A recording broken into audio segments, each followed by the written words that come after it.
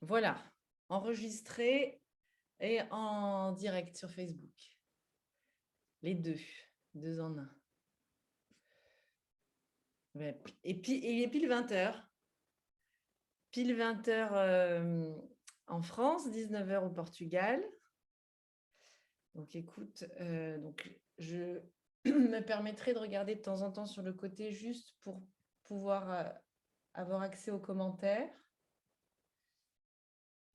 Ok. Voilà. Je vérifie juste qu'on est bien en ligne. Est-ce qu'on peut nous laisser un petit message s'il y a des personnes qui sont connectées pour le son, pour l'image, si tout est OK?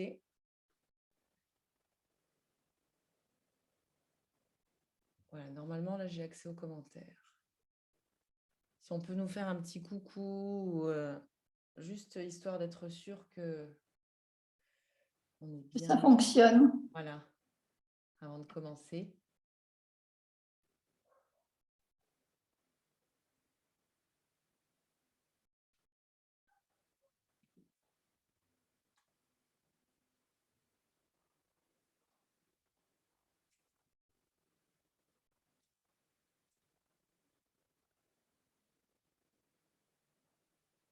Apparemment.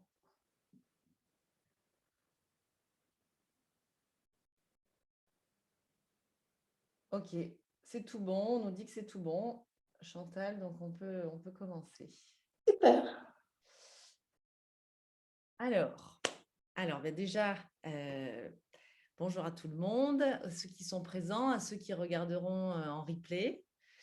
Et puis, alors Chantal, bienvenue. Je suis donc très contente, comme je l'avais annoncé dans un post, que tu sois présente et que tu puisses nous parler et qu'on puisse échanger sur un sujet qui est donc comment se libérer du jugement. Et puis aussi, je vais te présenter, mais tu vas nous parler donc de la méthode psychogestionnelle qui aide par rapport à ce sujet. Donc, on va faire le pont, on va vous expliquer tout ça. Pour vous expliquer un petit peu, donc Chantal était ma professeure, ma formatrice de cette technique qu'elle va nous expliquer. Je vais te laisser le soin de l'expliquer. J'ai regardé du coup tout à l'heure, il y a 12 ans. Voilà, c'était en 2010. Et donc, comme je le disais, c'est vrai que la méthode me parle beaucoup. C'est une méthode qui est évolutive et c'est une méthode qui peut aller travailler, transformer différents sujets de nos vies. Donc, Chantal, je te laisse expliquer un petit peu cette méthode que tu as créée. Voilà. Alors d'abord, je voulais te remercier, Caroline, pour ce partage, cette invitation que tu me proposes. J'apprécie beaucoup les échanges que j'ai avec toi, donc merci. Et puis, je voudrais aussi remercier tous ceux qui sont là et qui nous écoutent, tous ceux et celles qui sont là et ceux qui écouteront après en replay. Alors, donc, merci d'être là, tous et toutes.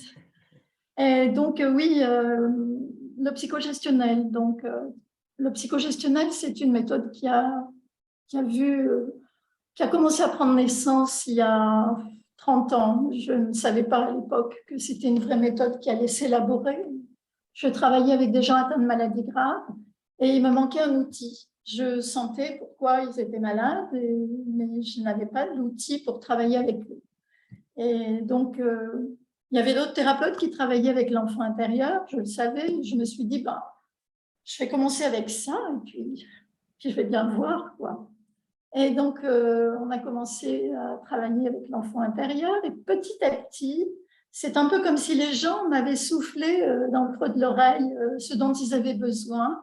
Et des séances interactives ont commencé à naître. Et petit à petit, j'ai commencé à percevoir des outils qu'il fallait ajouter. Donc, ça s'est élaboré au fil de 30 ans. Mais en fait, je me rends compte que c'est beaucoup les gens que j'ai accompagnés qui m'ont soufflé ce qu'il fallait que je fasse. Et donc, déjà, c'était une co-création il y a 30 ans, quoi. Donc, voilà. Donc, c'est pour ça que l'enfant intérieur prend une grosse place dans le psychogestionnel. Alors, on parle beaucoup d'enfant intérieur. Il y a quand même des particularités dans le psychogestionnel, mais on pourrait se demander pourquoi on va travailler à se connecter à l'enfant intérieur, puisque, bon, qu'est-ce que c'est que l'enfant intérieur aussi? Donc, l'enfant intérieur, on va dire que c'est toute notre partie émotionnelle. Alors, quand on dit la partie émotionnelle, ça peut être bien sûr des tristesses, des colères, des peurs, mais ce n'est pas que ça, c'est aussi notre créativité, notre enthousiasme, notre amour. C'est aussi toutes les richesses qui sont au fond de nous et qui manifestent la vie. Donc, tout le bouillonnement de vie, c'est aussi l'enfant en nous. Et pourquoi on aurait besoin de se reconnecter? Parce qu'on parle beaucoup de connexion à l'enfant, donc ça suggérerait qu'on l'a perdu. En fait, on ne l'a pas vraiment perdu, mais quand on est enfant, en fait, on sent tout. On est hypersensible, on est télépathe, on capte tout ce qui se dit, mais tout ce qui ne se dit pas aussi. Et donc, qu'est-ce qui va se passer? C'est que l'enfant, étant très sensible, il va avoir besoin de se protéger, parce que sinon, dans certaines situations, il ne supporterait pas de vivre. Donc, il y a un mécanisme naturel de distanciation qui va se mettre en place. Ça se fait chez tout le monde et en fait, il se produit une sorte de système tampon qui se met en place. C'est-à-dire que on va mettre un filtre pour atténuer ce qu'on sent, pour que ça ne soit pas trop douloureux dans certaines situations. Alors, il y a des gens qui ont un simple filtre, puis il y en a d'autres qui ont une vraie muraille parce que ça a été tellement difficile ce qu'ils ont vécu qu'ils ont dû se protéger. Et ça explique pourquoi aujourd'hui, une fois adulte, on est obligé d'aller retraverser cet espace, cette distance qu'il y a entre nous et nous pour pouvoir se sentir entier. En même temps, c'était important d'avoir fait ça, parce que peut-être qu'on n'aurait pas vécu, on n'aurait pas survécu à ce qu'on a eu comme événement. Mais aujourd'hui, une fois adulte, on n'a plus besoin de continuer à être à distance de nous-mêmes, et donc on a besoin de retrouver cette part de nous, de lui apporter ce dont elle a besoin, donc de mettre un baume sur les souffrances et de faire corps avec cette partie-là, parce qu'en elle, il y a aussi toutes nos richesses, toutes nos ressources. Et tu as envie de dire quelque chose? J'allais dire, souvent on fait référence aux mémoires, au passé, etc. Mais, et au niveau du corps aussi, quand on parle de mémoire, de trauma au niveau de notre corps, mais c'est aussi des infos positives, enfin des infos qui ont à voir avec notre essence, avec qui on Tout est, à fait. ce qui nous met en joie, ce qui nous donne de la vitalité. Parce que ça, c'est quelque chose d'important qui fait la différence avec le psychogestionnel, c'est que le corps est en connexion, enfin, on travaille aussi avec le corps. C'est ça. Il y a le corps, et on est toujours à l'écoute du corps, on demande toujours aux gens qu'est-ce que vous sentez, qu'est-ce qui se passe à l'intérieur de votre corps. Mais il y a aussi qu'on ne va pas remuer le chaudron du passé. Enfin, moi, j'appelle ça le chaudron du passé. C'est-à-dire que lorsqu'on va, par exemple, chercher à soulager une souffrance ancienne, on ne va pas demander à la personne de se resituer au moment de la blessure. On va travailler ici, maintenant, aujourd'hui, sur la partie qui est toujours au fond de nous et qui a souffert, parce qu'elle est là. On a tous les âges en nous. Donc, on n'a pas besoin de partir dans les souvenirs, tout est là. Il suffit d'entrer en connexion avec cette part de nous qui a vécu telle ou telle chose et de lui apporter ce qu'elle aurait eu besoin de recevoir à l'époque.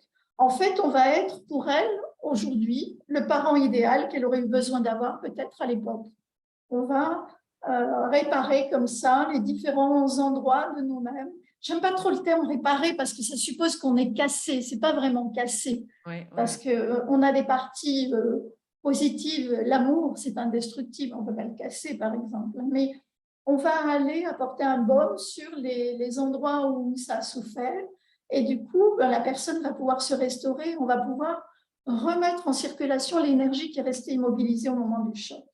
Ça aussi, c'est une particularité du psychogestionnel, c'est que ce n'est pas juste on ne traite pas seulement la psychologie, on traite aussi l'énergie. Parce que chaque fois qu'on a un choc, chaque fois qu'on a un traumatisme, on a une partie de nos énergies qui se mettent, qui font un nœud, une sorte de nœud, et qui se mettent à tourner en boucle. Et ces énergies-là ne sont pas disponibles pour nous après dans la vie. Donc, on remet en circulation toutes ces énergies qui ont été immobilisées, ce qui fait que non seulement on se sent mieux avec soi, mais en plus, on a plus d'énergie, on est plus vivant. Oui. Et est-ce que justement tu peux parler, parce que tu as parlé d'amour, et je trouve que souvent, on a cette fausse idée, tu sais, quand on est enfant, que l'amour vient uniquement des parents et que donc parfois on s'exprime en disant j'ai manqué d'amour, j'ai manqué de ça. Et je connais ta vision que je partage et c'est intéressant par rapport au sujet du jugement. Qu'est-ce que tu peux nous dire dessus?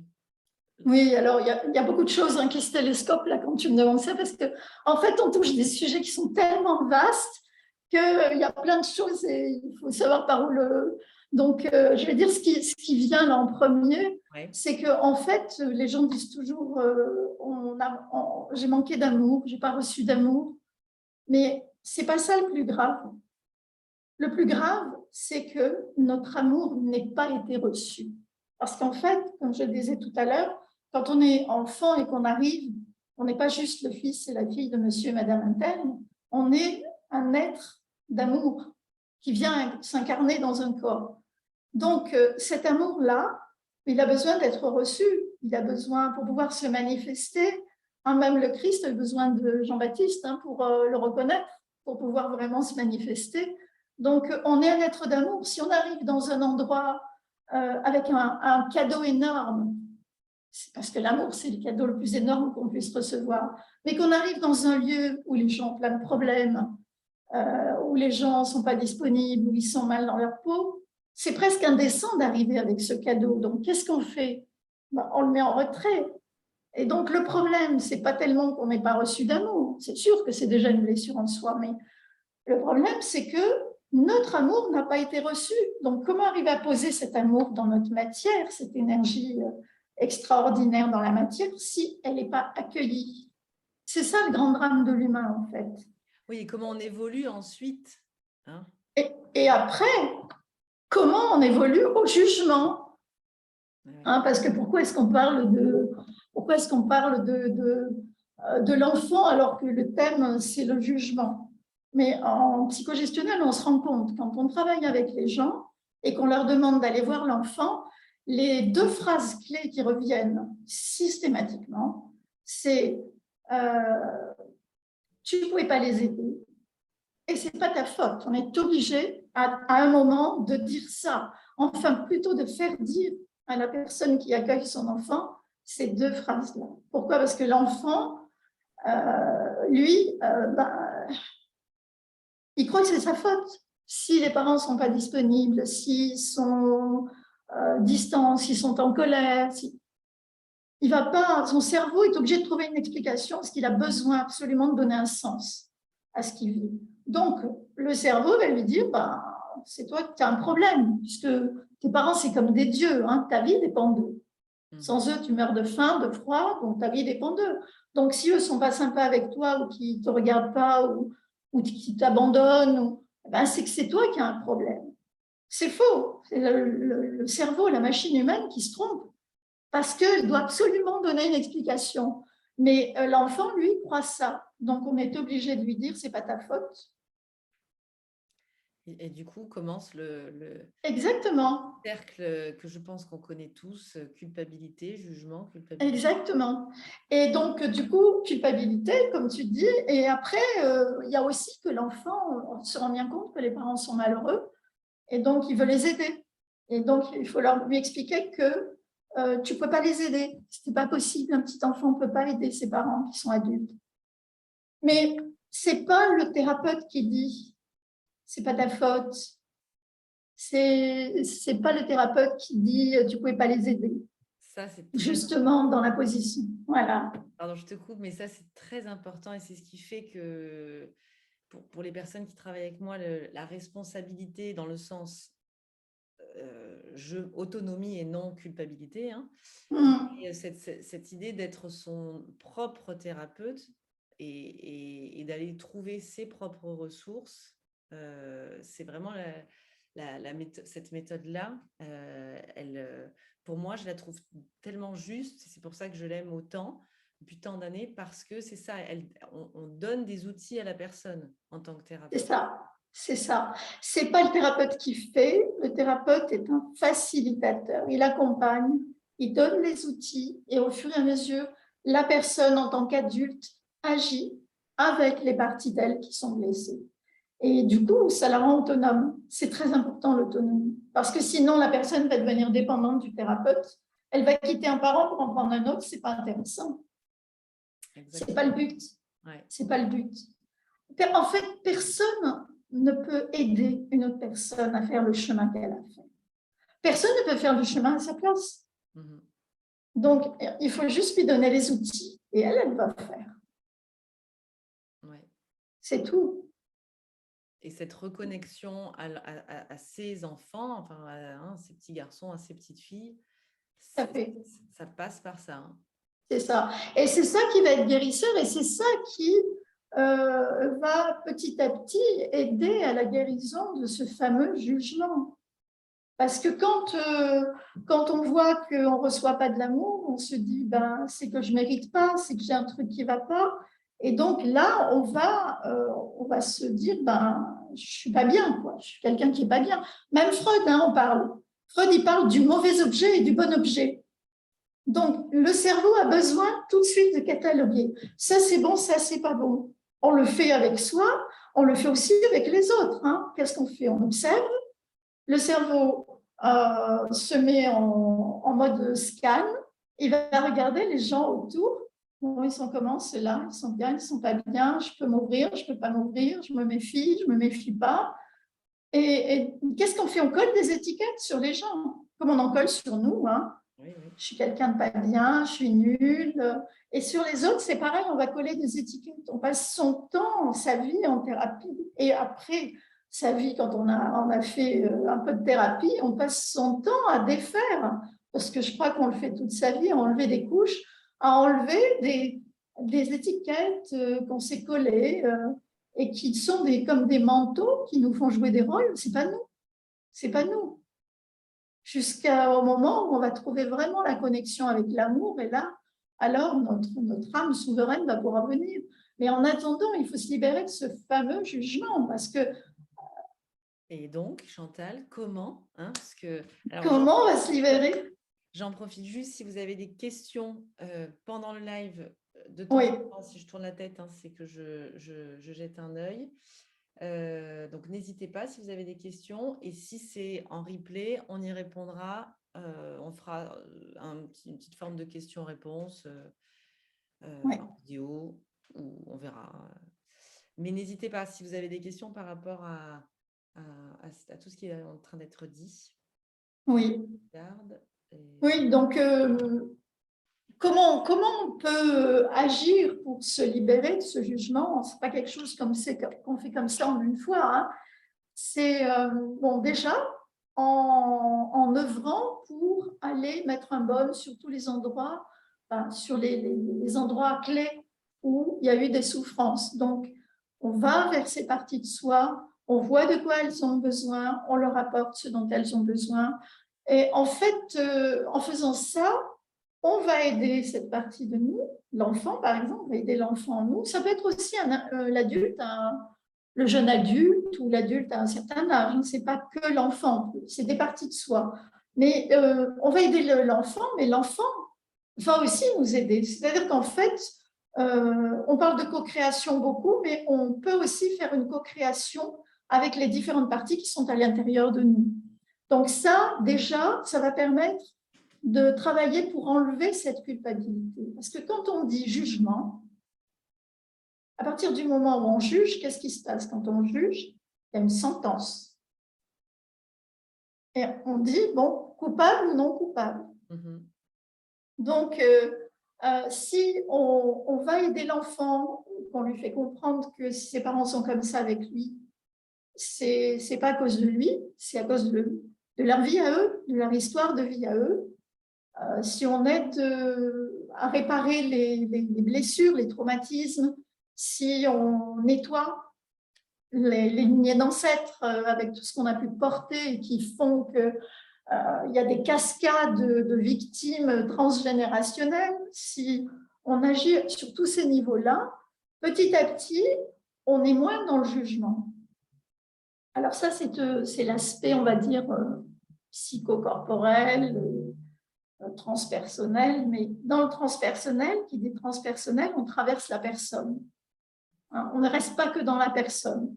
Donc, pour vraiment quitter le jugement, il faut arriver à entrer en connexion avec la partie de nous qui est complètement souveraine.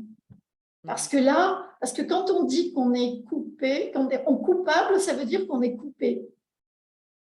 Donc, on a besoin, je pense qu'on a besoin non seulement de se réconcilier avec soi, au niveau humain, personnel, mais je pense qu'on a besoin aussi d'accueillir cette part de nous qui n'a pas pu venir complètement au moment de la naissance parce qu'elle n'a pas été assez bien accueillie et pour peut-être un tas d'autres raisons qu'on ne peut pas énumérer ni même peut-être trouver là, et qui ont fait que notre âme n'est pas dans notre corps complètement.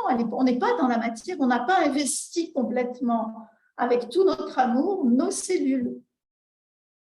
D'accord. Et on parle des parents beaucoup là, mais c'est un travail qui peut, par rapport au jugement, etc. Mais il faut, juste pour oui. élargir, ça peut être les grands-parents, ça peut être Mais l'oncle, bien ça sûr. peut être la maîtresse d'école. Absolument, tout à fait. Tout à fait, c'est des proches, quoi. Des proches. Voilà. De la famille ou autre que la famille, hein, parce qu'il y a des gens qui ont eu des parents super, aimants, bienveillants, etc., attentifs, et puis en dehors de la maison, il s'est passé des événements, l'enfant n'a pas osé en parler, et il est resté avec ça, surtout quand on reste dans le silence avec des événements douloureux. Après, c'est difficile. Il faut, quand on est adulte, après se pencher là-dessus pour aller guérir ces souffrances. Parce qu'on parle de cristalliser un événement. Et c'est vrai qu'après, en tant qu'adulte, on regarde l'événement et on s'est dit, en tant qu'adulte, mais c'est rien, ça ne peut pas être ça, c'est pas pour ça oui. que je suis si exigeante avec moi-même aujourd'hui. Et il faut se rappeler qu'en fait, ça a été cristallisé, donc c'est resté, c'est l'enfant qui est encore en nous. Exact. Ça, c'est important aussi, je pense, de... C'est ça, c'est ça. En fait, quand on est en souffrance aujourd'hui, quand on est adulte, quand on est en souffrance, c'est pas l'adulte qui est en souffrance, c'est pas l'adulte qui pleure, c'est pas l'adulte qui est en colère, c'est l'enfant. Puisque l'enfant représente toute cette partie bouillonnante de vie, aussi bien émotionnelle que créative, etc. Donc, c'est tout ce qui est cristallisé au niveau de l'enfance. C'est pas l'adulte, mais c'est aussi pour ça que l'adulte peut agir dessus. Donc c'est ça qui est merveilleux, parce qu'on a tous les moyens on a tout ce qu'il faut pour agir aujourd'hui. Oui, donc du coup, juste parce que je pense que ça peut être intéressant pour certaines personnes, si l'enfant représente toutes ces cellules de vie, en tant qu'adulte, selon comment est notre vitalité, et donc du coup, si on est, on a plus on est malade, si on tombe malade, etc. Et c'est parti de là, d'ailleurs, la création de cette méthode. Donc, c'est important de voir comme on en a parlé tout à l'heure, le corps parle, mais ça joue sur la vitalité. Ça veut dire que si on va faire un travail avec son enfant intérieur, on va gagner en vitalité aussi, quelque part. On peut retrouver des énergies vitales. Voilà. Quand on travaille sur son enfant, on retrouve des énergies vitales parce qu'il y a une sorte de réconciliation qui se fait et surtout une remise en circulation des énergies mobilisées. Cela dit, il y a quand même des gens qui ont eu des parents très difficiles et qui ont de la vitalité, qui sont des gens physiques, donc qui ont de l'énergie vitale. Donc, il y a aussi d'autres choses qui entrent en jeu. Mais c'est clair que quand on travaille sur soi, on peut retrouver de l'énergie vitale. Parce que, par exemple, simplement, quand on a une problématique importante avec la mère, le cerveau, lui, il associe la mer, la terre, la matière, parce que l'utérus, c'est quand même la mer aussi. Et donc, la terre, le corps de la mère, le sien, c'est le cerveau, il fait un peu une association avec tout ça. Donc, il y a des gens qui n'ont pas trop d'accès avec leur corps, à leur corps, qui ont une difficulté à sentir leurs énergies vitales parce qu'il y a une problématique avec la mère. Donc, en travaillant sur la problématique avec la mère, on peut se reconnecter avec son propre corps. On se réapproprie son corps. Et d'ailleurs, pas qu'avec la mère, il peut y avoir d'autres, des gens qui ont été abusés, il y a aussi un peu comme s'il fallait se réapproprier son corps, reprendre possession de sa matière. Hein, donc, et là, on retrouve des énergies vitales. Effectivement, il y a plein d'occasions dans ce travail-là de pouvoir récupérer des énergies vitales. Alors, il y a les énergies vitales à récupérer et il y a aussi parfois ce que j'appelle des parcelles d'âme qui ont pu rester en retrait, qui restent en retrait au moment de la naissance, quand on vient au monde, parce que je pense qu'on n'est pas complètement incarné, mais aussi qui se mettent en retrait quand il y a un très, très gros choc. Et ça, on peut rapatrier tout ça. D'accord. On peut rapatrier. D'accord. Donc, du coup, attends, je regarde en même temps si on a des questions, mais pour résumer, selon toi, pour se libérer donc du jugement, il y a donc cette rencontre avec nos blessures, mais pas dans l'idée d'expliquer, de revivre, d'analyser, non, etc., mais plus d'aller réconcilier, peut-être plus que réparer. C'est ça, réconcilier, mettre un baume. En fait, devenir le parent qui vient coucouner, qui vient faire un câlin, qui vient comprendre aussi, parce que l'enfant a beaucoup besoin d'être compris dans ce qu'il vit. Même si, voilà, on voit l'enfant en colère, ben, ok, tu es en colère.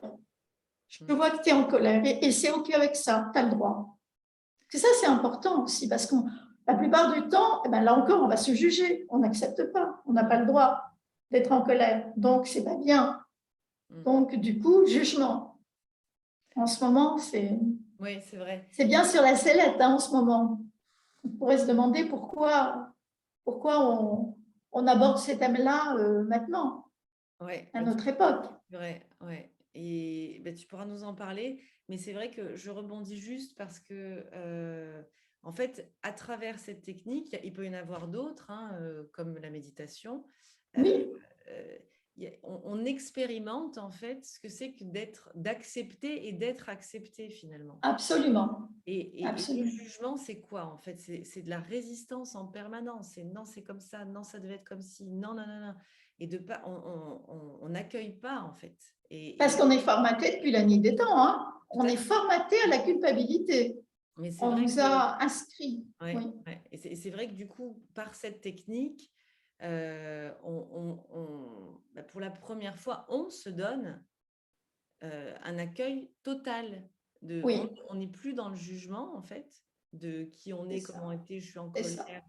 Là.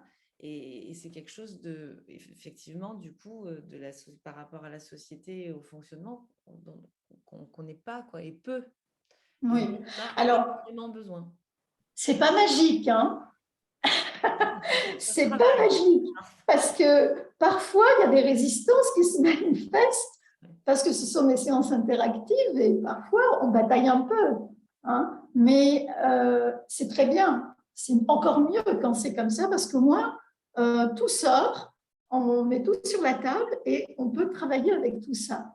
Mais effectivement, progressivement, on arrive petit à petit à commencer à voir. Parce qu'en fait, avec le cerveau nous fait croire plein de choses. C'est un ordinateur, mais un ordinateur peut se tromper. Hein, c'est pas A entraîne B, B entraîne C, donc A entraîne C. Eh bien non, ça, c'est pas toujours vrai. Ouais. Donc, il faut apporter toutes les nuances de la vie. Et avec l'amour, Ouais, et le mental, du coup, hein, le cerveau qui associe le jugement, quelle est la place qu'on donne à notre mental aussi dans… Ah ben, c'est partout, hein. Mm, Le mental, c'est le petit chuchoteur à l'intérieur qui va justement exprimer tout ce qui est là en dessous et qui a et qui besoin n'est d'être… pas prêt à recevoir l'amour, qui n'est pas prêt Ouais. Non, je pense… parce qu'on s'est jugé. Ouais. Oui, tout à fait, ouais. Si on se juge, on se dit je ne mérite pas. Donc, si je ne mérite pas, je ne peux pas m'accorder quelque chose de bon, je ne peux pas m'accorder l'amour, je ne peux pas m'accorder la réussite, je ne peux pas m'accorder tout ce qui pourrait me faire du bien. Même si je m'achemine vers ça, inconsciemment, je vais me faire un sabotage parce qu'il y a une part de moi qui va penser qui va sentir que, ben non, je ne peux pas, moi, je ne peux pas recevoir ça. Donc, par couche, petit à petit, on arrive à déraciner cette culpabilité, ce non-amour pour soi, en fait. Hein, parce que jusqu'où on s'aime. On parle de paix, on parle d'amour, mais on brasse ça dans sa tête. Donc, on peut le vivre dans la tête, ça c'est sûr. On peut le vivre parfois un petit peu au-dessous, mais dans la matière, elle n'est pas en paix, la matière. Hein. On peut parler de paix tant qu'on veut, mais la matière n'est pas en paix. Il n'y a qu'à voir ce qui se passe autour en ce moment. Hein. Oui, tout à fait, oui. Donc, il y a donc à la fois tout le travail qu'on peut faire avec l'enfant, avec le psychogestionnel, mais il y a aussi justement cette part qui me paraît vraiment en ce moment très importante, c'est l'aspect de méditation qu'on peut faire, de mantra ou de chant, même simplement de chant. Quand on chante et quand on danse, on peut augmenter sa fréquence vibratoire, on peut faire circuler la vie dans le corps. Et rien qu'en faisant ça, ça peut nous connecter à cette dimension d'amour que l'enfant ne s'est pas autorisé à manifester parce que c'était comme interdit de séjour sur la Terre, quoi. Hein. Mais c'est en fait, pour travailler aujourd'hui sur le non-jugement, il faut agir sur ces deux axes, c'est-à-dire guérir les blessures, mais aussi éveiller cette partie de nous qui est indestructible, parce que l'amour, c'est indestructible. Hein. Il peut se cacher, on peut mettre une couverture dessus, on peut mettre tout ce qu'on veut, il ne sera jamais détruit. C'est indestructible, l'amour, parce que c'est, à mon sens, c'est divin. Alors, on n'est pas obligé de mettre ce mot-là dessus, mais c'est la vie à l'état pur, quoi. Oui, oui, oui. Oui, donc ce que tu veux dire, ce n'est pas que regarder vers ce qui doit être… ce qui doit avoir de l'attention par rapport au manque qu'on a pu avoir, aux Bien sûr. expériences de la vie qui nous ont un petit peu formatés, mais aussi aller donner de la valeur à cette puissance d'amour. La valeur, l'amour. Illimité. Exactement. Et si on ne fait pas les deux en même temps, il va manquer quelque chose. Particulièrement aujourd'hui, parce que je pense qu'aujourd'hui, il y a des énergies très puissantes qui investissent la matière pour nous obliger à être nous-mêmes. En fait, c'est un peu comme notre âme qui cognait à la porte, là, pour dire hey, je veux être là, quoi. Continue pas ton chemin tout seul, quoi. Je suis là, moi. Je veux être avec toi. Tu me laisses en arrière sur le chemin, ça va plus. Et donc, on va plus comme avant, comme il y a 30 ou 40 ans, méditer, quitter son corps, partir dans des hautes sphères pour aller rejoindre la lumière. On va accueillir ça dans le corps. Il me semble qu'on peut rien faire. Aujourd'hui, on ne fait rien si c'est pas dans le corps. Que c'est pas manifesté. Et si on parle de ça aujourd'hui, du jugement, de l'amour, de toutes ces choses-là, parce que tout ça, ça fait un tout, hein, c'est aussi parce qu'avec tout ce qui se passe aujourd'hui, on est confronté au choix. Je fais quoi là maintenant? Alors, je peux faire comme avant, je vais m'adapter. OK, l'environnement est difficile, je vais m'adapter. Mais ça, je m'adapte, c'est-à-dire je vais ou me soumettre ou me rebeller. Que je me rebelle ou que je me soumette, de toute façon, je suis dans la réaction et donc je suis dans une relation de dépendance. Ça veut dire que quand je suis dans l'adaptation, rebelle, soumis, je donne la priorité à l'extérieur. je vais me positionner par rapport à l'extérieur. Ouais. Aujourd'hui, il faut faire autre chose. Aujourd'hui, il faut trouver quelque chose de nouveau parce que sinon, on ne passera pas dans le monde qui a envie de venir. Donc, aujourd'hui, c'est plus l'adaptation, c'est carrément la mutation. On a un saut à faire. Et la mutation, déjà on voit, on a déjà vu pendant la dernière guerre, par exemple, ou pendant des moments où il y a des choses terribles qui se passent, il y a des gens qui paraissaient vraiment le père tranquille ou la mère tranquille, et qui tout d'un coup ont manifesté des capacités extraordinaires en eux. Donc, c'est souvent, quand les conditions sont terribles, que les gens vont aller chercher des ressources extraordinaires qui sont en eux. Boris Cyrulnik appelle ça la résilience. Mais il faut parfois des conditions hostiles pour qu'on aille chercher toutes les richesses et tout l'amour et toutes les capacités qui sont en nous. En ce moment, c'est ça qui se passe, qui se présente à nous. Et donc, on n'a pas le choix, si vraiment on veut passer cet accouchement de l'humanité, que de faire un saut quantique, quoi. Et là, ça se passe à l'intérieur. C'est plus la priorité dehors, c'est l'intérieur qui va primer. Et à l'intérieur, je vais aller accueillir mes ressources. Alors, pour accueillir les ressources, il y a bien sûr, on va réparer l'enfant, on va guérir l'enfant, mais il faut aussi se connecter au cœur pour faire venir notre puissance d'âme là, dans la matière. Je crois qu'on est sollicité pour ça maintenant. Oui. Il y a une très belle phrase qui résume ce que tu viens de dire, qui dit quand tu n'exprimes pas ce qui se passe à l'intérieur de toi, ça te détruit. Quand tu exprimes ce qui se passe à l'intérieur de toi, que tu le laisses sortir, ça te sauve. Oui. Donc, mais oui. Et là maintenant, on a besoin de rayonner, de nous laisser vivre qui on est ici, dans la matière. Et s'il y en a un qui se libère, comme par l'inconscient collectif, il y a des connexions, ça va envoyer un message d'espoir aux autres et ça va aider d'autres gens à se libérer. Ça va faire boule de neige. On ne peut pas faire pour l'autre, mais on peut quand même envoyer des impulsions simplement en travaillant à l'intérieur de soi. Et c'est pour ça que le rôle du thérapeute est important. Pas parce qu'il va aider l'autre, qu'il va faire pour l'autre, mais parce que s'il travaille ça, il va avoir une qualité de présence qui va aider l'autre à trouver sa propre présence. Parce qu'on capte tout, on ne s'en rend pas compte, mais tout le monde le sent. C'est qu'on n'est pas assez attentif, mais si on était un peu attentif, on se rendrait compte qu'on sent plein de choses. Oui, c'est vrai. Mais du coup, c'est vrai d'aller travailler, d'aller se familiariser plutôt que travailler avec cet observateur qui est en nous, oui. Que la méditation apporte. Tout à fait. Tout à fait. Ou un travail comme celui-là où il y a une petite coupure, je crois. Tu m'entends, Chantal? Je crois qu'il y a une coupure. Non, je t'entends. Oui. Ouais. Mais il y a eu un petit peu l'image qui s'est figée à un moment, mais bon, ça y est. Donc, oui, donc c'est quelque chose pour lequel il faut qu'on se familiarise. On pourrait parler pendant des heures, Chantal. Très longtemps. On le fera, mais en plusieurs fois. C'est ça. Enfin, on va dire que le changement commence à l'intérieur de nous, en tout cas. Ouais.